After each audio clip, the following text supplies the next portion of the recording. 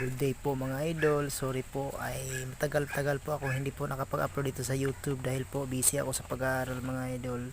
So for today's video mga idol, can you please follow me here in YouTube mga idol dahil ang content ko po ngayon mga idol ay itutuloy ko po yung pagbubonsai mga idol. Well, ito na po yung aking malapit na matapos na mga bonsai mga idol. Ito yung mga ano na nasa trial pot pa siya. Kindly please support me mga idol. Medyo matagal talaga akong nawala sa YouTube mga idol dahil busy ako sa aking inuuna ko yung pag-aaral mga idol. And now pagbalik ko mga idol ay lumaki na pala ang aking mga tanim at winair ko na ito at may tatlo pa ako ipapakita ngayong araw sa inyo mga idol.